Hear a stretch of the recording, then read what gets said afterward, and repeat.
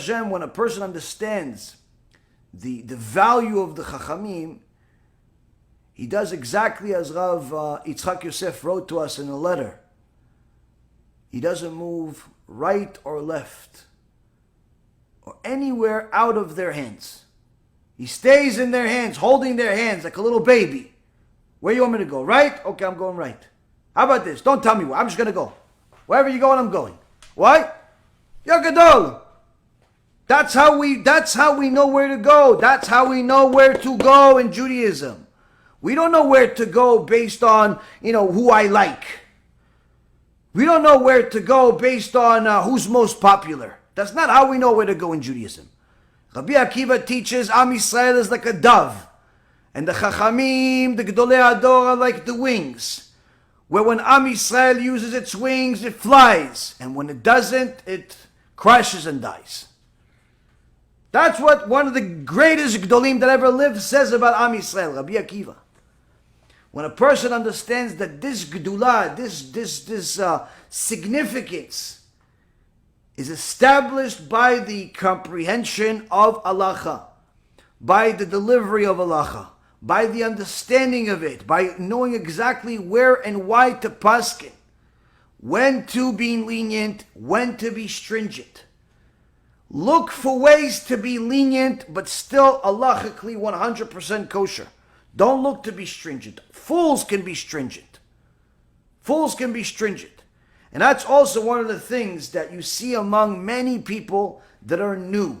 Baalei Tshuva, new converts, or simply people that are ignorant. They want to be stringent everywhere and terrorize everyone that is their victim along the way, thinking that that's what makes them religious.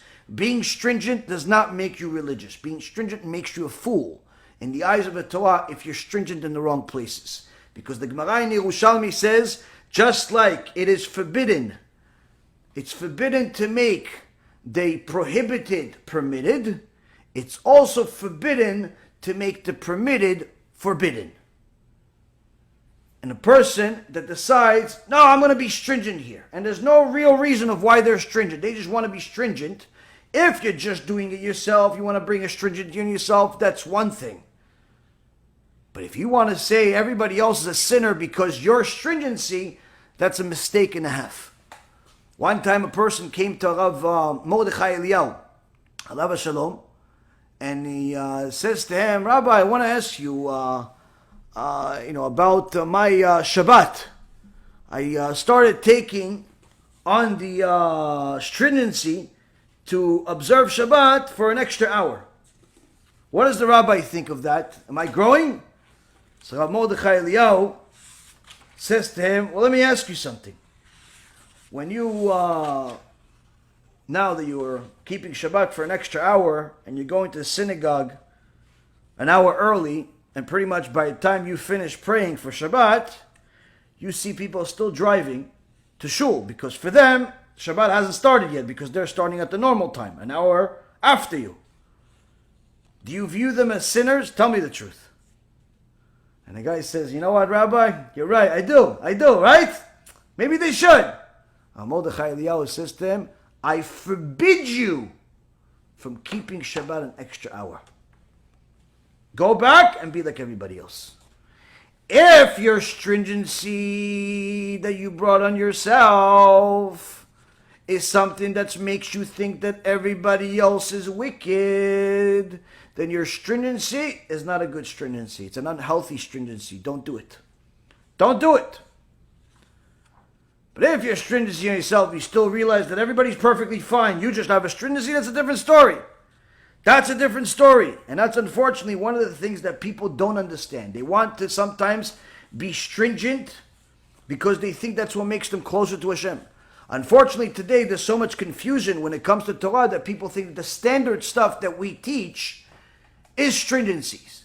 When in reality everything that we teach is the basic minimum.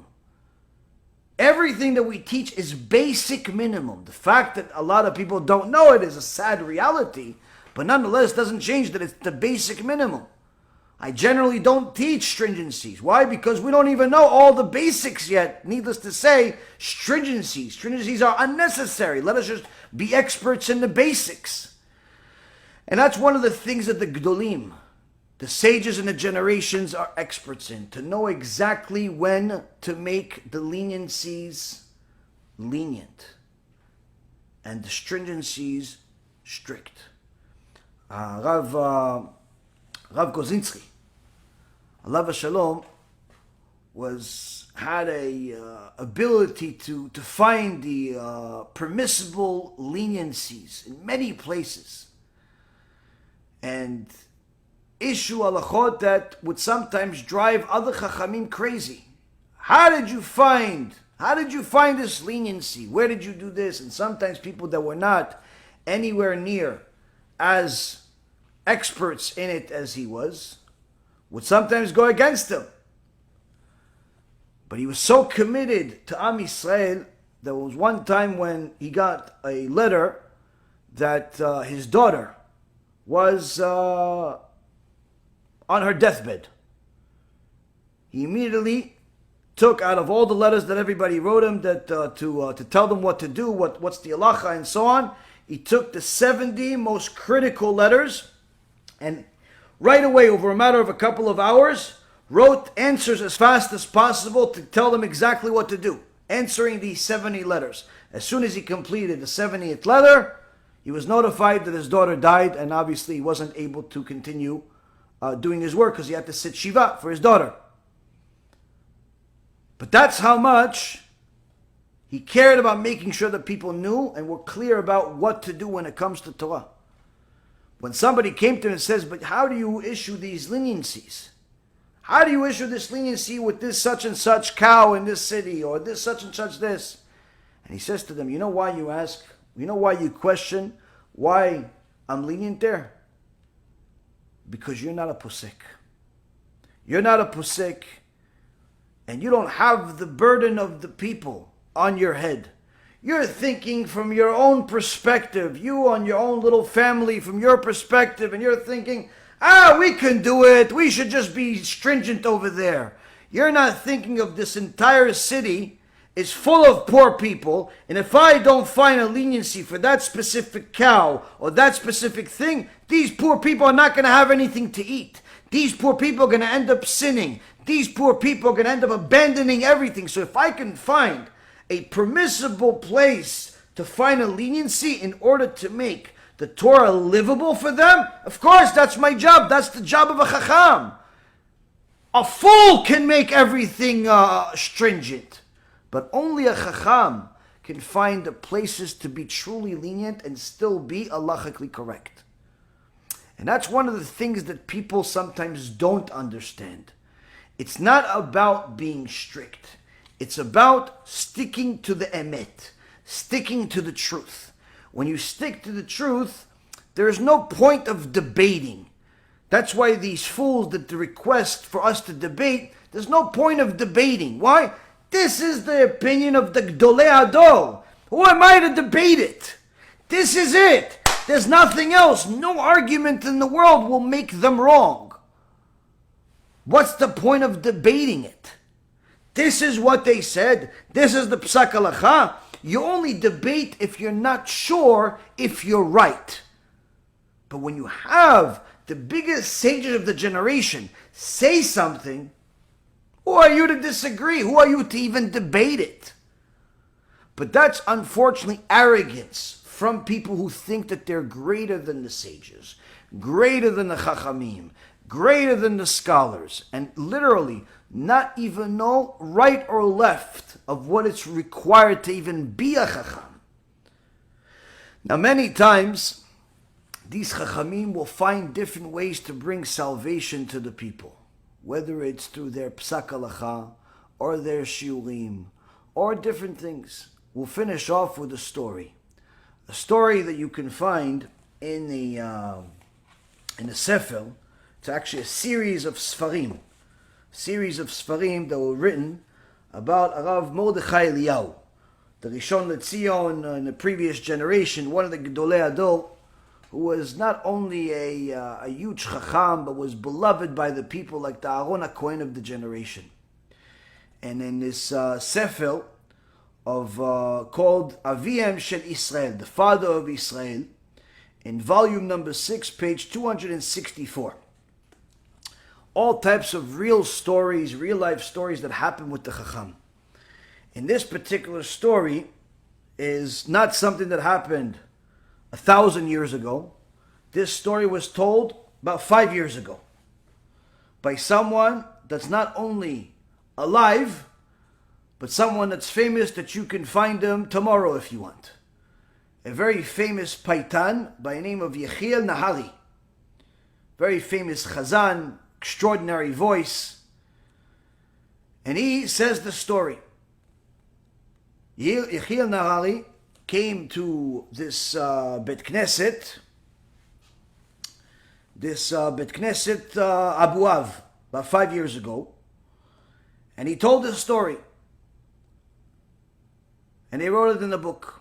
And he says, years ago, he was working in New York. And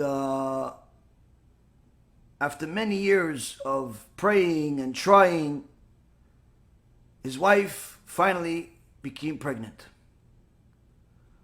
So when they went to the doctor to get her checks, to get everything tested and so on, suddenly 3 experts show up into the room and tell Yechiel Nahali and his dear wife, "We're sorry to tell you, but you're going to have to abort this baby. The baby is deformed, and it would be a vicious thing to bring such a thing to life. But don't worry, it's only a 20-minute procedure, and you guys can forget all about it and move on with your lives and bring a healthy baby to the world." Now, Yechiel Nahali says, "Well, we're Jews. We don't have abortions." But the doctor started pressuring him and saying, no, you have to abort this baby. It will be a vicious thing to bring such a baby to the world. You cannot bring such a thing to the world. And they're pressuring him. And he says to them, "Well, listen, us Jews, we don't do anything without talking to our rabbis. So we have to talk to our rabbi." So the 3 doctors says, "Listen, we're not Jews. We don't know anything about this stuff that you're talking about. Go ahead and talk to the rabbi and just come back here tomorrow. We'll perform whatever the procedure." So Yechiel and his wife are distraught, are disheveled. These 3 experts are telling them that they have a deformed baby. They have to perform an abortion after so many years of trying to have a child. Just puts more salt on the wound. And by the time they leave, it's almost 9 o'clock in New York. And they want to ask the question of what to do, but you can't just ask anybody. You have to ask a gadol. You have to ask somebody that knows the neshama of Israel. He says, "I knew that Rav Mordechai Eliyahu is who I can talk to. But it's 3 o'clock in the morning in Israel. I couldn't wait," he says. "And I knew that the tzaddik, he even answers questions at that time at night." And he calls Eretz Yisrael, and after 2 rings, Rav Mordechai Eliyahu picks up the phone. And Yechiel Nahali starts crying to the Rav, mamash crying on the phone. And he says to him everything that happened. And Rav Mordechai Eliyahu says to him, "It's good you didn't listen to those 3 professors, because that boy that you have is going to be born, and he's going to be healthy, and he's going to be especially smart. And those 3 doctors, they're all going to die in the first year your son is alive because of all of the abortions that they do." Yechiel Nahali, on one hand, he's happy that he just got this news from a Gdol Ador, just decreed his baby's going to be alive. Not exactly so excited about the second, doesn't want anybody else to die, but that's the decree, that's what he said. Comes back to his wife, she says, Rav Mordechai Eliyahu says, everything's going to be okay. And therefore everything's going to be okay. They go back to the doctors, they tell them the news, "Listen, we're not having any abortions." The doctors almost lose their mind. Every single time they see them, they try to put more and more pressure on them to have an abortion. They don't leave this opinion, they keep doing it, and anyone that has experienced pregnancy in recently knows that doctors are more and more quick to the trigger of killing babies these days. It's unbelievable. Like they immediately see something, they want to kill the kid. I know one of our kids, they told us, listen, he has an extra big head. You gotta end this. Shem Yishmor v'Yatzil, who listens to these crazy people. Shtabach Shemo La'ad, perfectly beautiful, healthy baby. These doctors have no care in the world sometimes. No care in the world. But that's the way it is. I know that Rav Ephraim, one of his kids, they literally told him to kill the kid until almost 9 months pregnancy. Saying, no, it's not alive. It's not alive. It's not alive. The baby's alive and well. Baruch Hashem, almost 10 years old now. But that's unfortunately sometimes what happens. So you can't necessarily always say, oh, doctor said therefore. You have to also sometimes have a conversation with the Chachamim. In this particular case, Yechiel Nahari, smart enough to go to the Gedolei Hador and had Siyata D'Ishmaya and access to one of the Gedolei Hador. And he says, the baby's going to be born, he's going to be smart, and those doctors are all going to die in the first year the baby's alive. And Yechiel says, as the Rav said, exactly on time the baby is born. And it's a beautiful baby. It's the cutest little boy. And all we care about, okay, it's alive, Baruch Hashem, nothing's deformed. We just want to make sure the baby's healthy otherwise. And he says, not only is it healthy, but little by little we find out as time passes that this baby is especially smart. 4 months later, after the baby is born, one of the doctors dies in a car accident. Of course, when he finds out, Yechiel Nahari finds out, he's shocked, he's nervous, goosebumps. What can you do? 8 months after birth, second doctor dies in a helicopter crash. Goes in a helicopter, sees some views. Kadosh Baruch Hu decides that's the day he's going to take his life back. Obviously, this shocks them even further than the first one. But he says, but the third one, nothing was happening. And we're almost closed on a year. On exactly 1 year. The third one has a heart attack and dies on the spot. Exactly on a year. Third doctor. Just like Rav Mordechai Eliyahu said. He calls Rav Mordechai Eliyahu. He wants to tell him. He wants to tell him what happened. And Rav Mordechai Eliyahu says to him before he even says, oh, Kvod Rav, it's Yechiel. He says to him, yes, I know they all died and the third one died today, right? He says, I forgot that someone that could already say something a year in advance doesn't need me to give him updates on the news either. He doesn't need updates. I forgot who I was talking to for a second. 15 years later, that little boy was named Daniel because Daniel is known as a very smart prophet that we have. He was a genius. Not just a prophet, but he was also a genius. So they named the boy Daniel. When he was 16 years old, he was in yeshiva in Eretz Yisrael, and there was a shiur that Rav Mordechai Eliyahu was giving, and for the first time in his life, Daniel attended the shiur. After the shiur was over, people are coming towards the Rav to get blessings and so on, and Rav Mordechai Eliyahu, out of everybody, points at Daniel. He doesn't know, I've never seen him in his life. He says, you, come here. He brings little Daniel to him. He says, your parents are Sfaradi or Ashkenazi? And little Daniel says, my Abba is Sfaradi, my Ima is Ashkenazi. He says, then you must be Yechiel Nahari's son. You're his boy. He says, yeah, the Rav know. He goes, I know a lot more. Let me tell you a story about what happened before you were born.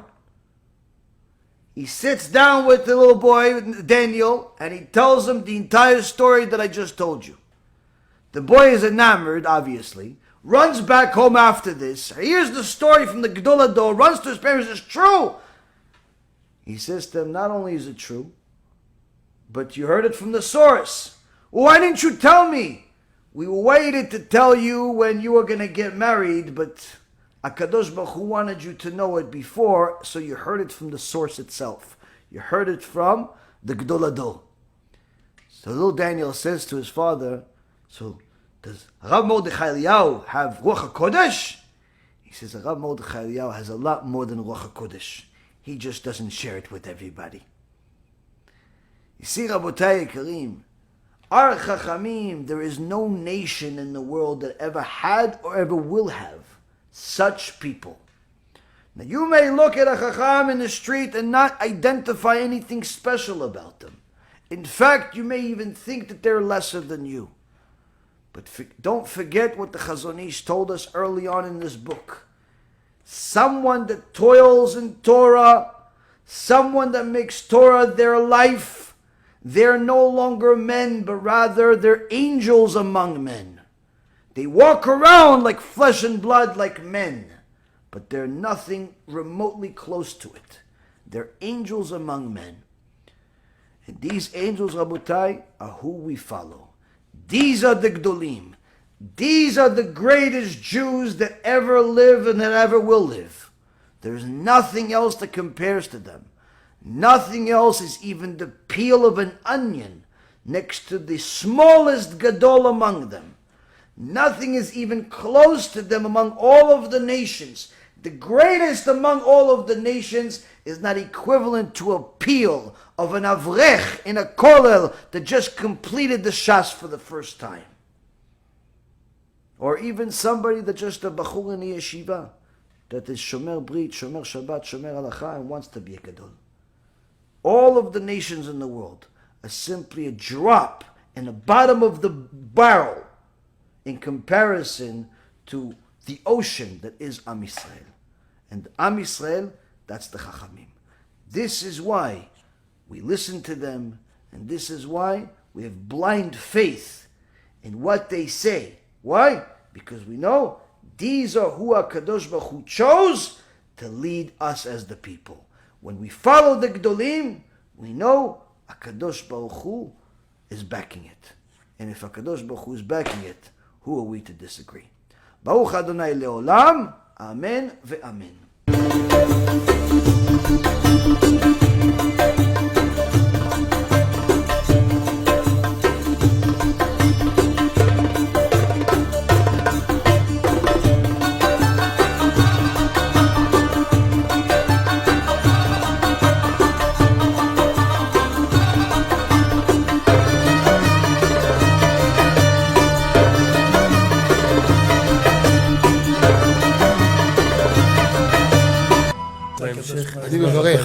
אני מברך את הרבנים, רגע. אני מברך את הרבנים, הרב ירון ראובן, הרב אפרים כחלון, ראשי ארגון בעזרת השם, שהלכו בפי עליון, שעלו מעלה, יהיה להם ברכה והצלחה, הקדוש ברוך הוא ימלא בישועות ליבם לטובה ולברכה, שבכל אשר יפנו ישכילו ויצליחו, יזכו לעשות כאלה וכאלה, הגדילו תורה לאדירה, אמן ואמן. בעזרת השם רשת בכל הארץ. הוא היהודי הזה, הוא היה מיליונר, סגר את כל הביזנס, אמר אני משקיע פה בעולמה של תורה. איפה הוא גר? בפלורידה. פלורידה, איפה זה פלורידה? באמריקה. במיימי. כן, ליד. אנחנו שם עכשיו הולכים להקים קהילה ספרדית. חזק אותו בשמי. קהילה ספרדית גדולה. תעבירו מה שבירכתי אותו. כן, קהילה ספרדית גדולה. כן.